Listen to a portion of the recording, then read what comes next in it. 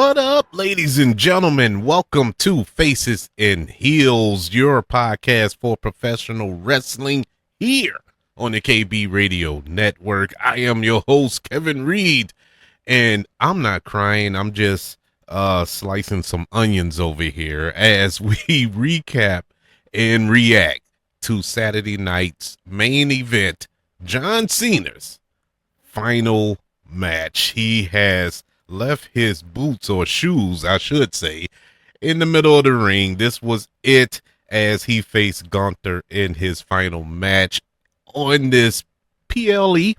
It really felt like a premium live event today, but it really was just a Saturday night's main event, but really good matches. Ending, not so much, but we'll get to that in a few minutes. Before I start diving into this, let me just say, been watching wrestling my entire life, of course. Love it. Love WWE. Recently, haven't been really enjoying it, as much as I have in the past. I'm not the only one. Many others feel the exact same way. The booking has been horrible in WWE. The PLEs have been lackluster. It's just been bubblegum, and it doesn't have that same vibe. And this retirement tour for John Cena has been nothing short of horrible. Nothing short of just bad booking after bad book. How can you fumble a retirement tour that was announced a year ago, and you still it just felt like everything was thrown together at the last minute, for every PLE, for every appearance of the man who truly was the face of this country for the better part of 20 years, to be exact, 26 years. But it's sad that John Cena kind of went out this way. Now, with that being said, there have been great moments throughout this retirement tour. The heel turn at Elimination Chamber was amazing. One of the greatest heel turns in the history of professional wrestling. Everything after that, a complete dumpster fire. Nothing worked in this heel run for John Cena. We get the babyface turn at SummerSlam. Great. He put on a banger with Cody Rhodes at Survivor Series. I like the pipe bomb that he dropped on CM Punk. The exact same pipe bomb that CM Punk dropped on him many years ago, but he reversed it. I loved that segment on SmackDown. I like the match with him and Logan Paul. The match with him and AJ Styles probably goes down as one of his best matches, greatest matches in his career. The match with Dominic Mysterio was awesome. And we get to this one. We get to the final match with Gunther. And, Gunther doesn't have bad matches. So I was confident that they would carry this match. And like I said, we'll get to it when we review the match. Didn't have a problem with the match. The match was fine. Borderline great. But the ending destroyed it all. And so this event, Saturday night main event to be exact, was John Cena's final match in his 26-year career. A match that his final opponent was determined in the last time is now tournament, where we saw Gunther earn the right to become John Cena's final opponent. Along with that match, we had 3 other matches on this card. We had Cody Rhodes, the undisputed WWE champion, going up against Oba Femi, the NXT champion. Also, Sol Ruka from NXT going up against Bayley, and the tag team match between the WWE tag team champions AJ Styles and Dragon Lee going up against Javon Evans and Leon Slater. Javon Evans of NXT, Leon Slater of TNA. But how this card was structured, and this is a John Cena idea. This was his plan to have the young guys go over, or not so much go over, but be showcased on the show. And that's why you saw a lot of NXT on this show. And these people were basically handpicked by John Cena for obvious reasons. They are the future. Oba Femi, Sol Ruka, Javon Evans, and Leon Slater. Ironically enough, even though he officially isn't a part of WWE, but you see a lot of him on NXT and whatnot. But due to the partnership with WWE and TNA. But yeah, man, and that is probably the best thing to come out of all of this tour or this run that John Cena was on this final year, that he really wanted to get back to the business because he is truly a lover of the business, man. And I can't take that away. And he wants to go out with the young guys on top and or putting them over. And I commend him for that. Let me start off by saying, before we get into the reaction and review of this card, upfront and honest, I never was the biggest John Cena fan. Never was. When he started off with the Thugonomics thing, and it just didn't work for me. I was like, oh, he's gonna be nothing but a jobber. You know what I'm saying? He only has about 5 moves in his arsenal. There's nothing really appealing about him. Yeah, he can cut a good promo and whatnot, but aside from that, I really wasn't a John Cena fan. Then when we switched to super babyface John Cena with the Fruity Pebble shirts and all this here, it was like, okay, he's entertaining. He was in some really good feuds with Randy Orton and CM Punk and The Miz, and then later on with The Rock. Really good, but I still wasn't a fan. He wasn't my favorite wrestler by no stretch of the imagination. But tonight, it really hit me. It really hit me tonight. I got emotional all over the place because even though I'm not the biggest John Cena fan, I enjoy John Cena and for what he's done throughout his career. I respect what he's done throughout his career. The matches that he's put on, the fact that he truly was the face of this company, the man who put WWE on his back for 20 years. 20 years before he went off to Hollywood, week in and week out, Raw, SmackDown, PLEs. He was on every show, the hardest working man in WWE. And I can't take that away. I never took that away from him. I remember being at WrestleMania when he faced The Undertaker. Even though it was I don't know how to describe that. That match. I forgot what WrestleMania it was, but it was in New Orleans. But it was just a thrown together match during the show. But it was fun to see him in the ring. It was fun to see him at Elimination Chamber, which was in New Orleans years ago. That was the Elimination Chamber when The Rock came back. He beat CM Punk for the WWE Championship. I remember seeing him at that show. It was just so much that I got to see in person with John Cena that I do remember, and I do remember all of the great matches that he did have in his arsenal. He was able to pull out some of the best matches in the last 20 years. And for somebody who only has literally 5 moves, he pulled out some of the best matches you would see in the last 20 years, whether it's AJ Styles or, Randy Orton and whatnot. He brought it. He brought it. And I would never take away that he left it all in the ring. You can never say that about John Cena. And so, yeah, man, I got emotional tonight. I really did. And then I got mad. It was a different type of emotion by the end. But let's start off with this card. The opening match of the night was the 2 champions, champion versus champion, with the undisputed WWE champion Cody Rhodes going up against the NXT champion Oba Femi. Obafemi was somebody I thought was going to be, pop up in the tournament and possibly be John Cena's last opponent. But he didn't appear in the tournament, and I was a little disappointed by that. But at least he was able to get showcased on at this event tonight. Obafemi is over.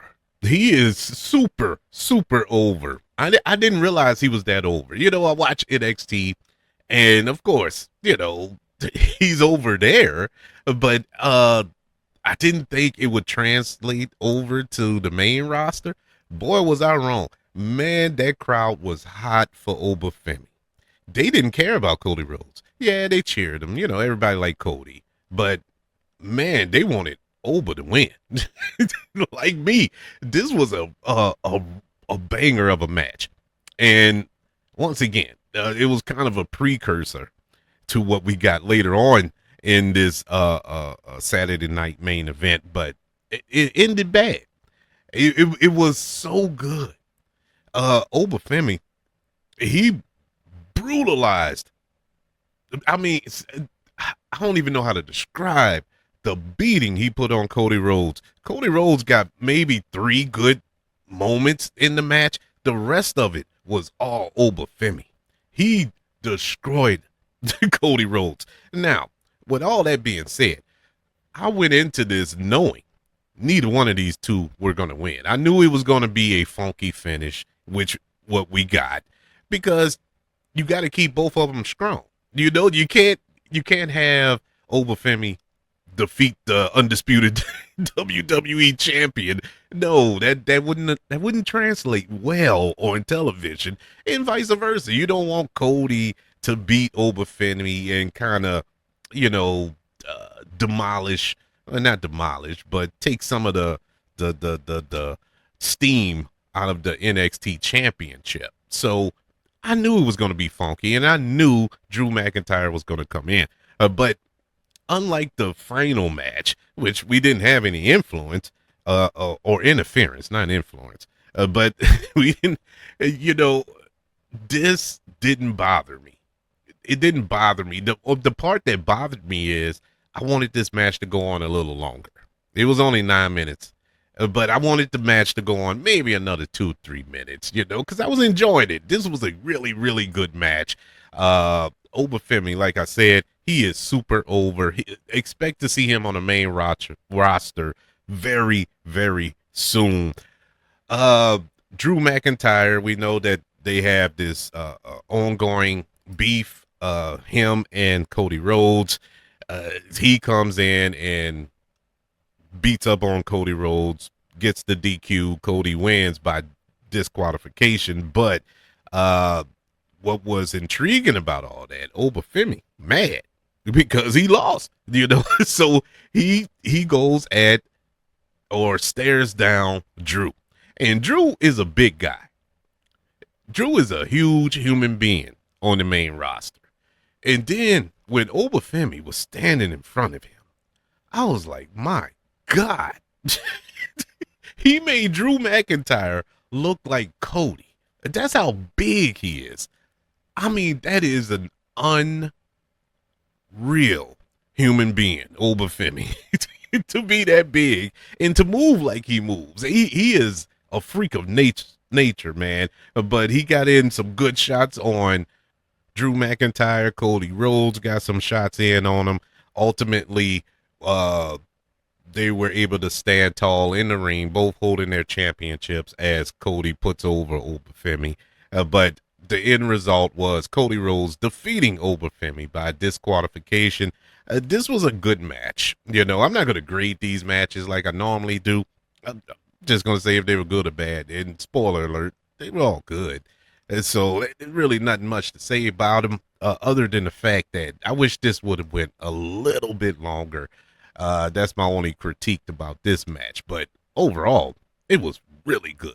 Our second match on the card was Sol Ruca taking on Bayley. Sol Ruca is another NXT superstar who is quickly on the rise. She's being featured on the main roster a lot lately for obvious reasons. She's a talented young lady. I think that she's going to make some noise on the main roster whenever they pull the trigger on that.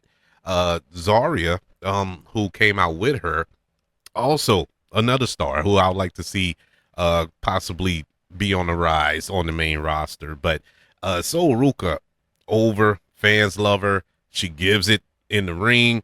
Today was no exception. Of course, she's in there with another general in her own right, Bailey, who, once again, I'm not going to say she doesn't have bad matches, because Bailey will botch a few. And I hate her finisher. I hate the Rose Plant. I really do. But, she's going to make her opponent look good, especially a young star. She is dedicated to putting over young talent. And I knew going into this one that Sol Ruka was going to win. Didn't shock me. Plus, Bailey is on a losing streak, man. They just, I don't know what happened, bro. I don't know what happened with Bailey and the booking with Bailey, that she's been booked as a loser for the past, I don't know, couple of years. But for some strange reason, it still works. It still works. But I would like to see Bailey turn that corner. They completely abandoned this storyline with her having to mix, the multiple personality thing, even though she'll switch it every now and then. But it looked like that was heading to something bigger than what it is. But no. Ultimately, her and Laura Valkyria are besties. Who knew? But this match was fine. This was a fine match. Had some really good spots throughout it. Told a good story. A little botchy at times, because you're going up.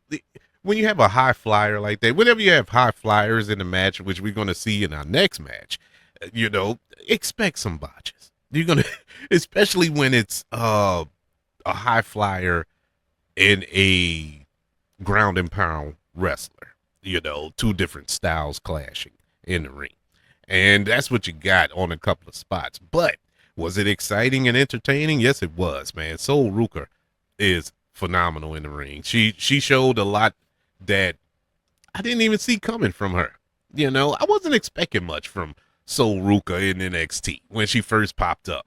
I just thought she was a little surfer chick, mid-card, going to be buried in NXT forever. And she still could, but I seriously doubt it after tonight. But she has grown. She has grown on the mic. She got better on the mic. Can still get better. But she's gotten better in comparisons to where she first started. Yeah, this was a good match. So, Sol Ruka defeats Bailey by pinfall after giving her the Soul Snatcher, which is probably the best finisher in wrestling right now. That is a phenomenal finisher. The only problem with that finish, it is not, you can't do that all the time. You know what I'm saying? It's not going to help you in certain matches. Not every match you can win with the Soul Snatcher. And at times it's very, very choreographed and it looks kind of phony, but it's still beautiful to watch. Very, very cool to watch it. But yeah, it's not going to work all the time. So I would like to see more in her arsenal as opposed to just the Soul Snatcher. But as it stands right now, I'm going to rock with it. It's still exciting. It was landed beautifully in this match to defeat Bailey. And we move on to this tag team match, which had the promise of being a banger, which had the promise of being the show stealer. And I must say, it did for me. This was the best match on the card. AJ Styles, Dragon Lee versus Javon Evans and Leon Slater. I knew this was going to be a high-flying, high-paced, all over the place, bodies everywhere type of match, and that's what I got. Very energetic, never took their foot off the gas. It was balls to the wall for 6 minutes. Once again, another match that I wish would have went 4 to 5 more minutes. It was that good, but I know you couldn't sustain that at that gear that pace for that long, but they did for 6 minutes here. And Javon Evans and Leon Slater, they're 21 years old. They're still babies, you know. I can say that now. I'm an old man. I got children older than them, which is ah. But anyways, it's crazy that these young stars are. We say the future, but it's now. They are the present, man. These guys are here, and they're here to stay. Javon Evans, once again, another NXT star who you can see him getting more and more focus on the main roster. Just last night on SmackDown, he beat The Miz. Now, granted, that's not going to win you any trophies beating The Miz, but you you beat The Miz. Miz is a former two-time WWE champion, so that does hold a little weight. But yeah, he's been on the main roster a couple of times. He was in the tournament as well. Had a awesome match with Gunther. And so he is without a doubt going to be on the main roster very soon. I still would keep him in NXT because you don't want to rush it. You don't want to just throw him to the wolves just yet. And he, as exciting as he is, as entertaining as he is, and he's good on the mic as well. He has it. He has that element to be on the main roster. You still want him to work out some things, to be a little stronger. Plus, he's a little scrawny. Yeah, my boy is bouncy, but I need him to put on just a few more pounds of muscle. He looks like my pinky, but he is exciting in the ring. This was a good. This wasn't good. This was great. This was great until the end. Until the end, and it's unfortunate because this was a 5-star match. AJ Styles, who's the veteran of everybody in this match, he's the one. You wouldn't have think he would have been the one to botch, and he did. And it wasn't his fault. I'm not blaming him. His foot slipped off the rope. He was about to deliver the phenomenal forearm, and he flipped. He misstepped. Yeah, I think he was amped up, and everybody was so amped up in that match. He was trying to match that energy of the youngsters there, and he kind of overshot his landing on that rope and botched that move and kind of kerfluffled the ending of that match. But ultimately, they recovered really quick, and AJ Styles pinned Leon Slater to win the match for him and his team. Look, it was a great match, and I know everybody would talk about that botch. I can live with that botch. It's not like it ruined the entire match. Obviously, that was going to be the end. That was setting up the end of the match that we ultimately got 10 seconds later anyway. So it wasn't the end of the world. But I enjoyed this, and it was a great showcase for the young talent, which it was intended to do. So before we got to the main event, we got a segment with The Miz. And The Miz, it kind of set it up in the pre-show when he was complaining that he isn't a part of the show. He has been a big part of John Cena's career with their rivalry, even having a WrestleMania main event between those two, with The Rock being the special referee or something. He was involved some type of way. But yeah, he is. You can't really get mad at what he said because it's the truth. He really was a big part of John Cena's career, and it fit. But he's out there, he's in the middle of the ring, and R-Truth comes out, who also is a big part of John Cena's career, and dressed up as John Cena. And they have a back and forth. R-Truth tells him that you swindled your way back into the tournament after you lost, and you took someone else's spot, and the man's spot you took is the name on his paper, and looks at the paper and he says his name, and wouldn't you know, he appeared. It was Joe Hendry. Joe Hendry appeared, and once again, another one thought he was going to be in the tournament. So why why? You know? But he was able to get on the show regardless and had a big pop for his appearance, showing that the WWE universe is hungry for Joe Hendry, and he got the best of the Miz in an unofficial match where he pinned the the Miz in a good little appetizer for the main event. You know, this was a how do I describe it? This was a good comedy act that set up the main event of the evening, where we saw Gunther, who recently retired Goldberg on a Saturday night main event a few months ago, and now got John Cena in his retirement match as well. Look, I know a lot of people online were upset that Gunther was the final opponent. I wasn't. I really wasn't. I didn't understand the tournament. It was good to see the tournament, but I already knew that it was going to be Gunther. Gunther is the choice of them all. You know, that is a no-brainer. Yeah, Gunther. He he's gonna bring the best out of John Cena. He's gonna make John Cena look good, and he did it for Goldberg. And we know Goldberg don't have any moves. We talk about John Cena and his 5 moves of doom, but Goldberg has what, 2, 3? Is a spear and a jackhammer. That's it. Occasionally he'll do a super kick. At least he used to. Now that he's old, he never did that.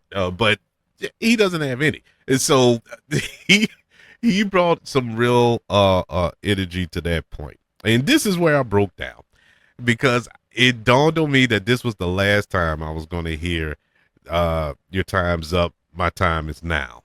And you know, when you really listen to that song, and it just didn't fit this show. Because John C, your time is up. Well, I guess it did fit. You know, he was talking to himself and handing it over to the youngsters. And yeah, man, this was the last time that he came out, ran down a ramp, jumped through the rope, slid in, and gave the 3 symbol. Man, it was super emotional. And then the match started, and the match was what I expected. It was nothing special. You know, it wasn't a WrestleMania level match, but it was a PLE level match. You know, I wouldn't say it was a Raw level. It's above that. I give it middle, middle of the pack PLEs level main event match. And it was good.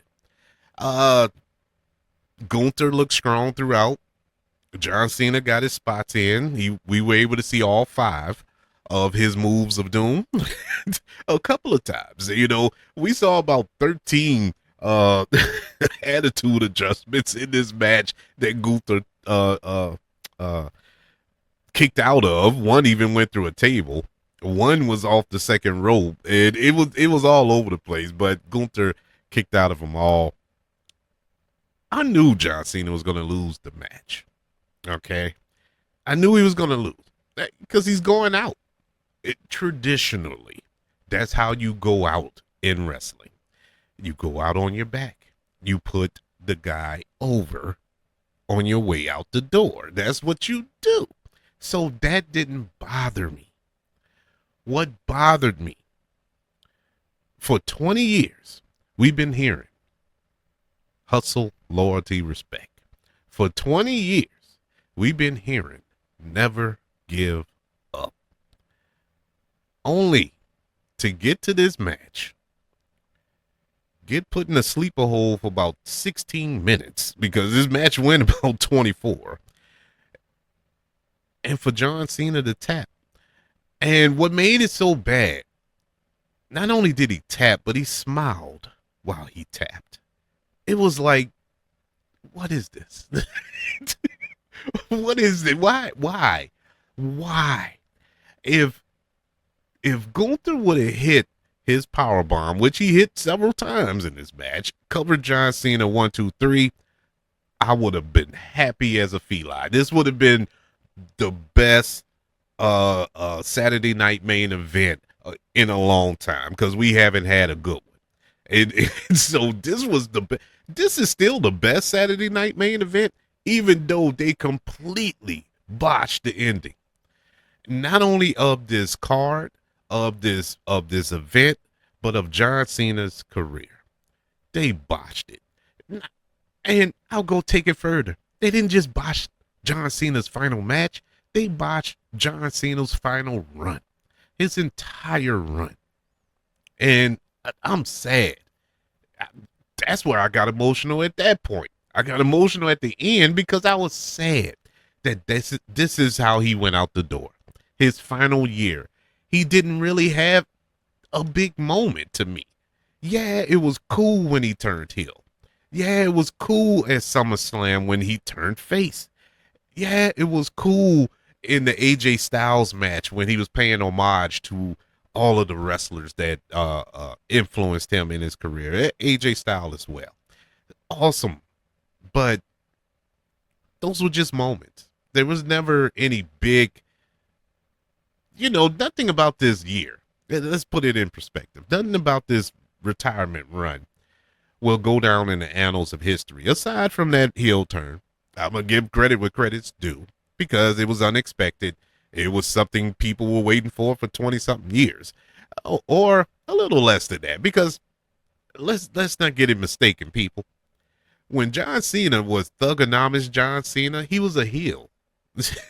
He was a heel, and so I always laughed at folk when they talked about, "Whoa, man, John Cena has never been a heel. He never had a heel turn. All this other stuff. He started off as a heel. He was a heel." But he was so great as a babyface, and kept that going for so long, you forget that he was actually a heel for a short time. But aside from the heel turn at Elimination Chamber, nothing else about this run is memorable.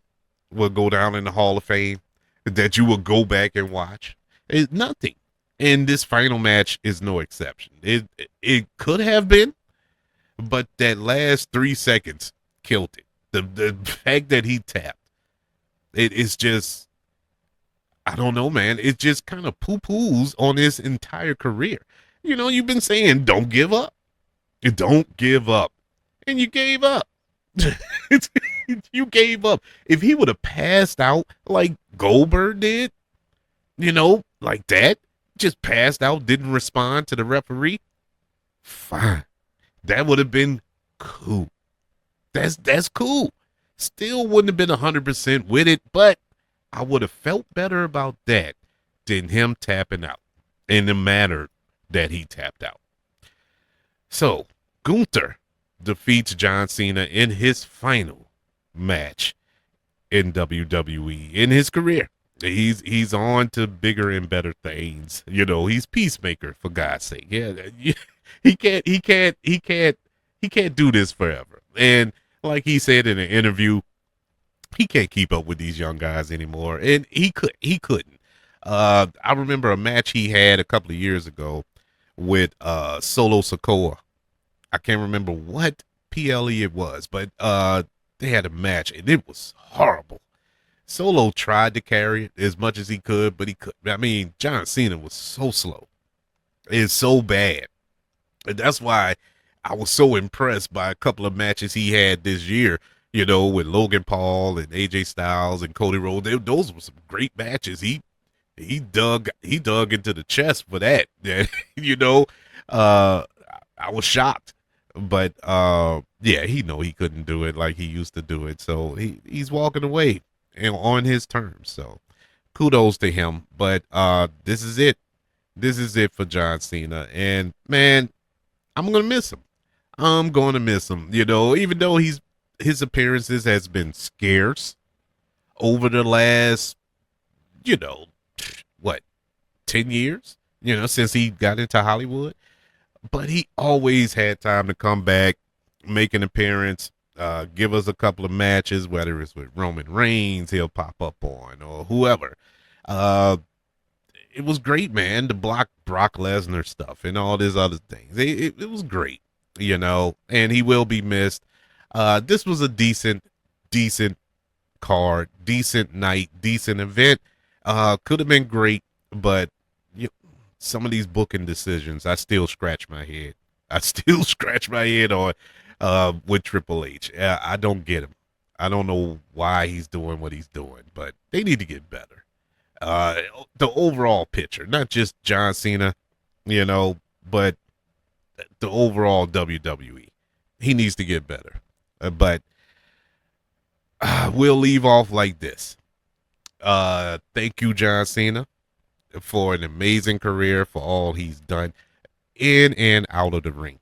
It's been, if you watch the pre-shows and, interviews and all this other good stuff with John Cena and some of his co-workers there in WWE, all of the good works he's done. The Make-A-Wish Foundation,